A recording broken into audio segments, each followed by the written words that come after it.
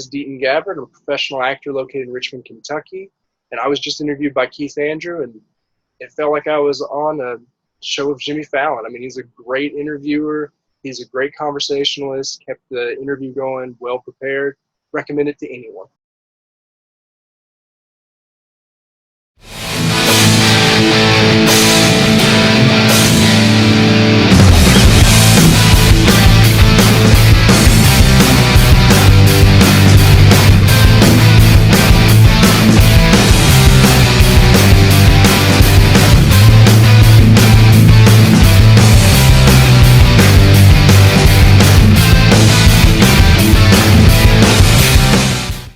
Ladies and gentlemen, you're watching the Keith Andrew Network. Today, it is episode 656. That is right, 656. I'm here with professional actor Deaton Gabbard. I just want to say thank you for being a guest on my talk show. Thanks for having me, man. Looking forward to it. No, the honor's all mine. For people who want to know what my talk show is about, whole point of my talk show is to show people that even with having a learning disability, I can still amount to something. And at the same time, I'm able to turn myself into an example for people out there dealing with any types of learning disabilities and disabilities to never give up and prove people wrong. Prove to them that labels do not dictate who you are and who you're going to be. It's a prove to them you can stand out to something. So hashtag break the label. And today, it's besides being episode 656, it's a very special episode because it's the Keith Andrew Network presents Easter. So first off, to you and all our viewers, on behalf of the Keith Andrew Network, I want to wish all of you a happy Easter. Now, with that being said, you can follow the Keith Andrew Network on YouTube. Go to KeithAndrewNetwork.com. Make sure to like and subscribe today to stay up to date. And don't forget, both our Instagrams will be on the bottom of the screen in the second half. But the first thing people are probably wondering is, who is Deaton Gabbard? And I will answer that question. You are a professional actor, a producer, and writer. So the first question I was going to ask you is, who influenced you to become a professional actor, and how many years have you been acting? That's a good question, Keith. As far as how long I've been a professional actor, it's been about 3.5 years now. And influences, I mean, there's so many to name. One that probably is a huge one that comes up a lot is Matt Damon, just because I look like him. So I kept hearing his name so much when I was younger that I ended up watching pretty much all of his stuff. And just kind of hearing his inspirational journey of basically working as an actor from like 15 or 16, and then around the age that I'm now, like probably 24, 25, finally making and creating his movie Good Will Hunting and really putting himself on the map. I mean, it's something that really inspired me to pursue acting. Some of the movies that I watched when I was younger, of course, inspired me to want to be an actor. Like Star Wars was a huge influence. Another one that's kind of not really as common, I guess, is actually the Chronicles of Narnia movies. Just because that was one of the first movies that I can remember getting my hands on that had a lot of like behind the scenes stuff, and it was kids. Like it was kids being professional actors, working on like the set like all the time, and it just looked like fun. So then as I got older, I was in a very rural community that's not very arts, like known for arts at all. Like we were lucky to have a few plays when I was there, and we had to start our own drama club, me and a few other friends. So when I moved to a bigger city, I knew the first thing I wanted to do was try to figure out a way to pursue acting. I landed on a huge Hollywood set, movie stills that came out. It's called Above Suspicion. It's actually a Philip Noyce thriller, the guy who did like Clear and Present Danger, Patriot Games, and The Giver. So I got to meet him and just be on set. And it was that moment that I realized that I wanted to continue to do this professionally. And it also was the moment that was like, hey, I can do this. I just have to kind of figure out where everyone is. No, absolutely. If you have the heart and the passion for it, you can do anything you want in life. Absolutely. Now, the next question I was going to ask you is, besides working with me, obviously, have you worked with people with disabilities, and are you willing to work with people with disabilities? I have. Um, Actually, the TV show that I just did last summer called The Pact, one of the actors, his name's Lane Stacy, is actually autistic and plays an autistic character. Um, so yeah, I've worked with him, but I also worked with special needs kids even before acting because I used to tutor and I used to babysit a lot. So like back in high school, middle school, I was still working with special needs people. Well, I'm glad you can throw me in that category. Now, the next question I was going to ask you is, people with disabilities, for an example, you can use me for an example. Say, and everyone heard this all for the years, but I read and learn at a fifth grade level. But obviously, I'm doing something right because I have a talk show. Because I like walking and talking to the beat of my own drum. Now, the question I want to ask you is, can anyone, and he just mentioned you worked with somebody, besides me, you worked with someone who has disabilities. Now, getting to the point, what are some of your words of wisdom, or what are some of your advice you would give to anyone out there dealing with any types of learning disabilities to follow your footsteps and they want to be into the acting world? I didn't know it's by any stretch of the imagination, it's not going to be easy. Oh no, definitely not. But do you think someone can pull it off? Oh yeah, absolutely. So, for starters, I would like to say that I'm highly impressed with you and your show. You've got very well organized. You're a very affluent speaker, but I'm not discounting you for your disability at all. Because the thing is that the industry is hard. Like there's no way to sugarcoat that. Acting is literally 95% rejection. I didn't realize how much marketing was a part of acting, like how much business. I actually was going live a couple months ago talking about it. And what I've really realized is that most of you trying to become an actor is you trying to make connections, you trying to get auditions. You don't even act for like 10% of the time that you're trying to be an actor. You're trying to be noticed, you're trying to stand out. With that being said, because you have a disability just means it's another challenge. I mean, everyone has challenges. Maybe you don't fit this part because you are not as athletic. Maybe you don't fit this part because you don't have like longer hair. Maybe you have tattoos, so you can't fit this part. A learning disability is just another obstacle. Another actor actually on the Pact, his name's Jacob Johns, plays Wilder. He has a reading disability where he's dyslexic. But I've worked with him even after the Pact, and he's a great actor. It's just a little bit longer for him to learn lines, which I had a terrible time learning lines even without a disability, so I get that. Like I used to have the worst memory ever when it came to lines, but over time you just kind of get in certain patterns and get used to it. So no, I think that it's just another obstacle. I mean, everyone has their different obstacles, whether that's financial, whether that's mentally, physically. I mean, it's just another obstacle. But if you really have the drive and the determination, you can do anything. Another huge influence that I can think of off the top of my head is Dax Shepard. I'm not sure if you're familiar with him, but he's uh, an actor, comedian, mainly a podcaster now. He's got an awesome podcast that I listen to all the time. That's Armchair Expert. And he is very, very vulnerable in that podcast where he talks about how he also is dyslexic. But again, he was getting bigger movies back in like the early 2000s.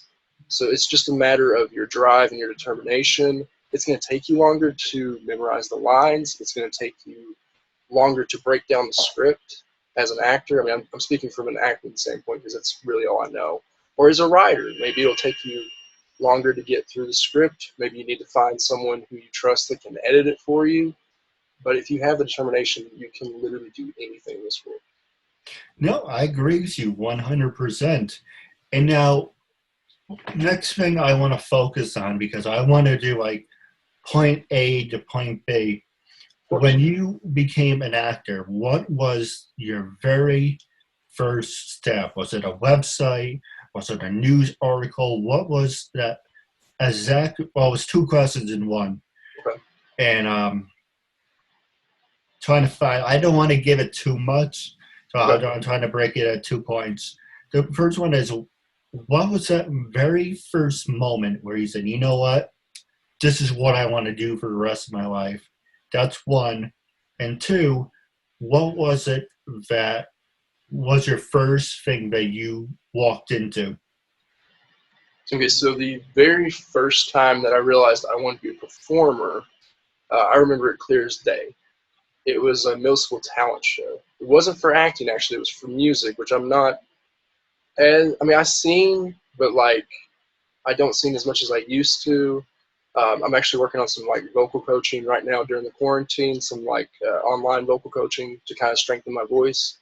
But basically, what happened was I had terrible stage fright. Again, talking about obstacles, I had horrible stage fright at one point. And this was like back in 6th or 7th grade, I think. And I started to really like movies and liking acting and music too. And I was like, you can't do this if you have stage fright. So I've done something that became a pattern a lot over the years, which is I just dove headfirst into it. I auditioned to be in the talent show in front of 3 people. Super nervous. My sister was on the piano. I was singing What Hurts the Most by Rascal Flatts. Got the audition. Still had never performed in front of a crowd at this point, except for like maybe church for like 20 or 30 people at church. I don't know. And this was a gymnasium of like 300 or 400 people. So, and it's stupid, but back then it was because of this girl. I remember that I walked on the stage, the lights turned off, the spotlight was on me. I looked out into the crowd. I saw this girl at the top of the bleachers. No one else. I couldn't, like, it was tunnel vision. I couldn't see anyone else at that time. I just saw her. I performed, and it was that moment that I was like, you know what? I got to keep doing this. I've got to keep doing this.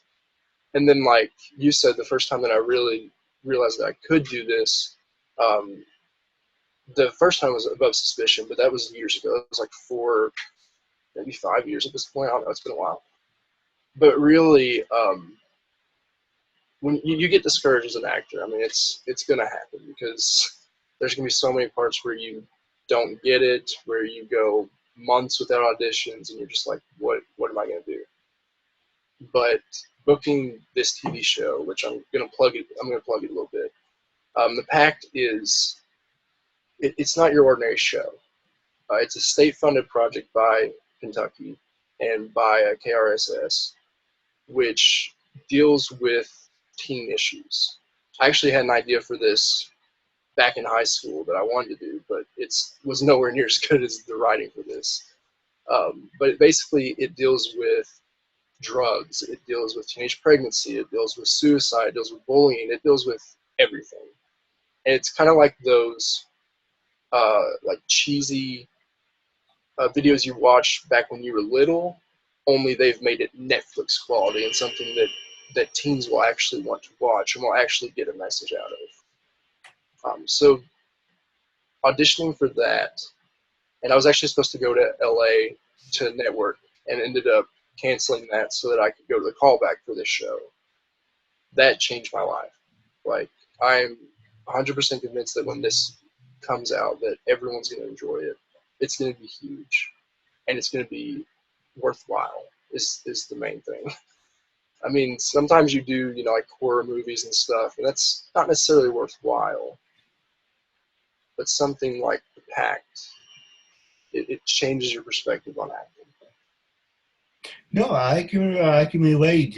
When I was a sophomore in high school, I joined the audiovisual department, and one day I happened to walk in, and on TV they had Almost Famous, and I was hooked because since from that very moment, I wanted to be a personal assistant.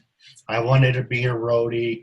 I wanted to go on tour with the band, Iron Maiden, Rush, or any professional wrestlers. And of course, that idea kind of died out because it's like how you got to make a living and all of that. And then 2008, I came across Suits, one of my favorite USA shows before they rammed it into the freaking ground. But it's one of my favorites nonetheless. And I said, I want to be like Mike Ross. I want to be like Harvey Specter. I want to do that. I like talking. I don't shut up. And it's like, maybe I can do that. They tried, me and my sister went some to acting classes. It's like, okay, it's pretty much the acting class, but it's like $600, get a little certificate. Actually, I do want to talk to you about that, about acting classes. And it's about saying $600 at the end, you get a little certificate. You can't even see it. I'm holding a piece of paper in my hand. Forget it was a green screen. You kind of block things out. I'm still learning, second day using it. But you have this little certificate saying, oh, you completed course 1. Then it's like 2,400. Don't ask me how. Then it went from 2,400 overall because it was 12, and then I guess 12 plus 6, 24. So 24 you would get, same thing, the courses and everything, but it doesn't guarantee you anything, number one. You get a number of little papers that you completed the course. Now, with you, would you recommend taking acting classes, or have you ever taken any acting classes? Because a lot of people out there, a lot of people who I interviewed for that matter, said I would recommend taking acting classes. I would not recommend it. What is your opinion? My opinion is it depends on your level. So I have not taken any professional acting classes. Do I regret it? Maybe. For me, I just wasn't in the financial situation ever that I was like, I'm going to spend some money on acting classes. I also was very arrogant starting out, thinking I was the best. I know much better now, especially going back to my old auditions. But I think acting classes are good for beginners. I think that you definitely should take them if you're a beginner. If you have no idea about anything, they will speed up the process. If I'd taken acting classes, I probably would have gotten more auditions sooner. I'll definitely say that much. The thing that I've realized with acting is that it is a craft that you continue to work on. It's not one of those like you go to school for 4 years and you're done. You've got it. You perfected it. No, you will always find different movies, different influences, actors that are just going above and beyond. They're thinking outside the box. So I am planning on taking acting classes as soon as this quarantine is over. And I'm actually planning on moving to LA. So that's when I really wanted to find like it's called auditing whenever you just sit in on acting classes. You're not actually like paying for them yet. You're just trying to check them out, see which one you want, kind of figure out which teacher you're most comfortable with. So I'm planning on auditing like crazy when we do move to LA. No, absolutely. Now, my next question I was going to ask you is, you mentioned you were a producer. What were some of your favorite things you ever produced, and do you have any project? I know you're working on the pack, so that's in the works, but is there any other projects that you're producing that's that are in the works? So so me as a producer kind of happened just making friends, working on projects, and I like to, especially if I write the script, I like to be in charge of it. Like, I try not to write the script because if I write the script, I know how I want to direct it. I know how I want it to look. So that's kind of how my producing came about. I was, and I still am, focused on acting first, but it just kind of happens that while you're in those months where there's no auditions coming in, you kind of make your own projects. So I do have a production company with my friend Cam Dyer, which is Cobra Pit Productions. You can follow us on Facebook, on Instagram. We actually just had a brand new website launch, www.cobrapitproductions.com. And that has helped me produce 7 short films and 1 feature film. And as of right now, we have a short film that is in very pre-production phase.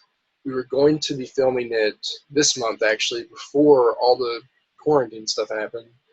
So right now that is put on hold, but it might be a SAG project, so I'm super excited about that, just because I haven't been able to have my hands in something that big yet, as a producer, as a writer, or anything like that.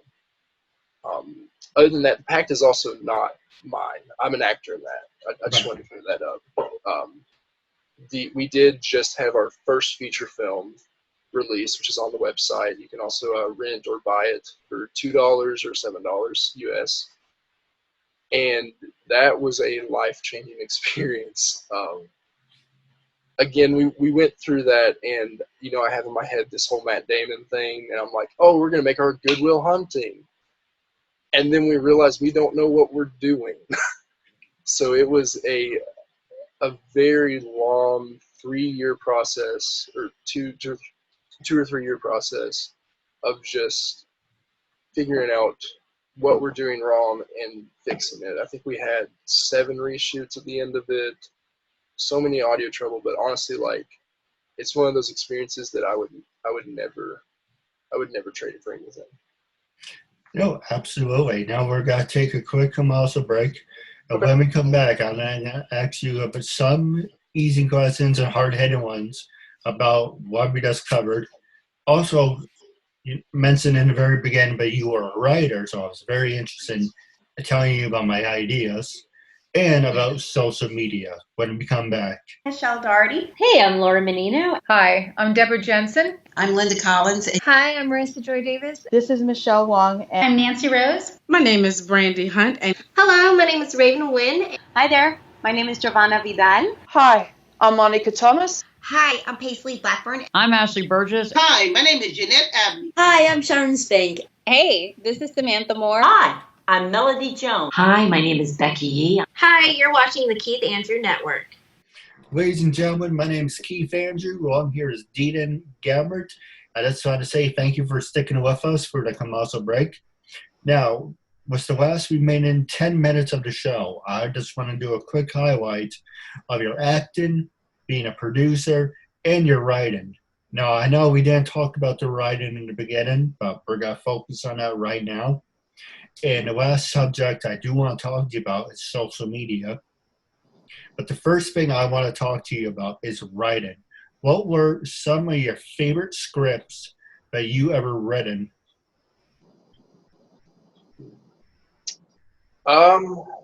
Co-written, like I said, the film that we just had come out, Broken Vows, is my baby. Like, you spend 3 years on that. It's hard not to think about that. Just all the Skype calls, all the edits we had to do on that. So that one was honestly probably one of my favorite. But also, we did a single take short film right before all this quarantine happened, and that one was super fun to write just because it's different. You have to figure out exactly where everyone's going to be and where we need to place them, because with a single take, you cannot make a mistake, or you're starting over from the top. It could be 7 minutes in, and you have to start over. And we did have to do that a few times. So that was a lot of fun to write. But my very first short film, which doesn't have a lot of attention and isn't the best quality, I really like the writing in that just because I got to kind of delve into more of like a Quentin Tarantino-esque style, or even just like that kind of like action hero, like stuff that I really like to watch, but very dialogue driven. So I think that was one of my favorite challenges, because it was one of those things where you had to be kind of kept on your toes with no action happening. You just had to listen to the words, and everything had to relate to each other, if that makes sense. And that is Blackjack on Coca Productions YouTube and also on the website. No, absolutely. Now, going back to do the quick highlight now, was everything that you accomplished from being a writer, being a producer, actor, for anyone who has disabilities, because we mentioned in the very beginning that you have and I have, we both work with people with disabilities. Hell, you're working with me, so I guess I'm in that category. But what are some of your words of wisdom, for people who, may not be the best speller or may not be the best actor? What words of encouragement would you want to give them? Well, I think it goes back to what we were saying earlier, where if you have the drive, if you have the determination, and you put in the work, you can do anything. There's so many people out there that call themselves actors, that call themselves directors, that do it just for the name. They don't actually put in the work. And that's not dogging anyone, it's just the truth. Because you have 100,000, I don't know, that's just a number, actors. Not all of them can be the ones that are, always working on their craft. The same can be said about writers, same can be said about anything really, musicians, whatever. So all I can say is that if you really, really want to do something, you've got to put your heart into it. You've got to put in the work. If you're an actor, do monologues, do something that is always practicing the craft. And the other thing that I think really helps is having a friend group that you trust. Because our production company, our movies, our short films, all of that happened just because we found a group of people that were creative, were collaborative, and we trust each other. I know that Cam's going to write an awesome script. And I know that if his dialogue gets too wordy or if my dialogue gets too wordy, we're going to call each other out on that because we want to have the best product that we can at the end of it. So the biggest thing that I can think of is if you do have a disability, if you do have anything that's standing in your way, make a plan, figure out how you can overcome that. If you need help, get help. I mean, and it's not just, I'm going to digress a little bit. That's not just for a mental disability. I'm a huge supporter of mental disabilities in the sense of emotional. If you are suicidal, if you have depression, if you have any sort of tendencies like that, get help. Work on yourself. Don't force it. And then once you are better, once you are feeling more up to the task, go in head first, dive in, do everything you can to get better. No, absolutely. Now, I do have a couple questions for you off the air, but real fast, I do want to talk to you about social media. With everything you accomplish, does your Facebook, Twitter, Instagram, do all those people and numbers dictate if people should work with you? And has that dictated your career? Passing the show over to you. Social media is definitely good. I'm still working on it. I'm by no means professional with social media. I'm still trying to get followers and everything. But Facebook especially, that's how I found auditions when I first started. I joined a bunch of Kentucky film groups, basically any states around, Ohio, Indiana, Virginia, just so that I could network. Because a huge thing with acting, directing, producing, all of that is networking. Get yourself on set and talk to people. If you can talk to people, you're going to have a much easier time in this industry just because you're going to make friends. They're going to make friends of friends. I've had connections just from people that I've met. Maybe this one short film, I didn't get the part, but they recommended me for another short film just because they really liked my acting. It just didn't really fit, that particular role. So social media is definitely a really, really important factor. We live in a time where everything's digital, everything is instant. You can connect with your friends, you can connect with your fans, your followers in an instant. So you have to take advantage of that. like I said, I'm still working on it because, especially before the quarantine, I was too busy to really post videos, post pictures, and I'm not that kind of person. Like, I'll do it sometimes on set, I'll do it sometimes to promote stuff, but I'm not really big on, hey, look at this food that I'm eating. It's just not me. So I'm working on that. But yeah, social media is definitely a huge thing. No, absolutely. Now, my question for you, my last two, then we can talk off the air. When I first approached you to be a guest on my talk show, what was your honest first reading? You can be brutally honest. When you first got that email, what was the first thing you thought of? What made you say yes? How do you feel now, and would you recommend it to other people? Honestly, the first thing I did check, and this goes back to social media, is I checked subscribers. Because you check views, you check subscribers, because you want to see, okay, is this worth my time, if that makes sense? Because, again, you always have to kind of figure that out. But then I started watching some of the interviews, and honestly, you're an excellent interviewer. So I was like, you know what, I would love to be a part of the show. Well, I'm glad you're honest about it. I really didn't think the viewers would. It depends, because Facebook, I get more views than YouTube.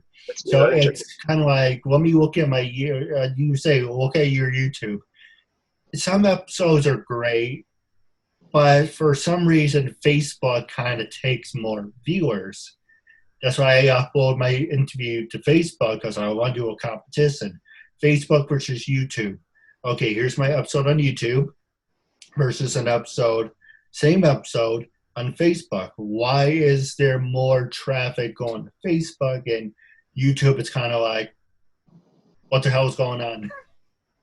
And we can talk about that on off the air, but I can tell you why. Because I've had friends that are in marketing that explain that to me. So. All right. And now, my last question for you is, how can your fans follow you? Are you on Facebook, Twitter, Instagram, LinkedIn? I am on Facebook.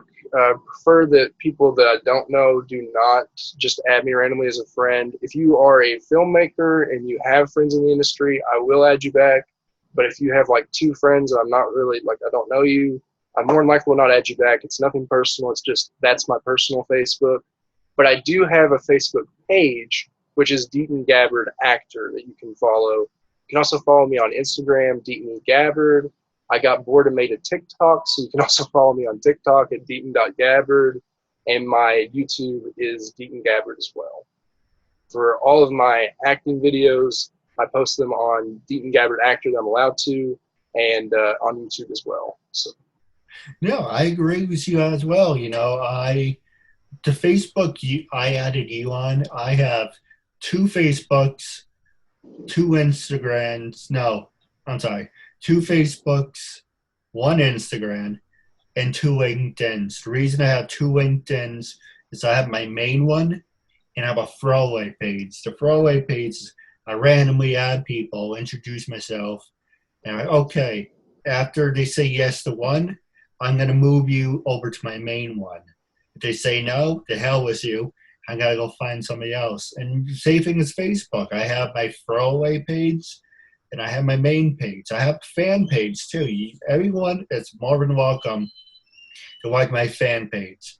However, my professional page, I only add certain people who I work with, who I have interviewed. Nothing personal, but that's just my personal page. But you can follow me on Instagram. That's for everyone. On my fan page, YouTube. I don't have to add you to, and you probably feel the same thing, to every little thing that I do. But you need some space for yourself. But, okay, this is my work page. This is I don't give a shit page. And your I don't give a shit page is you can do whatever with.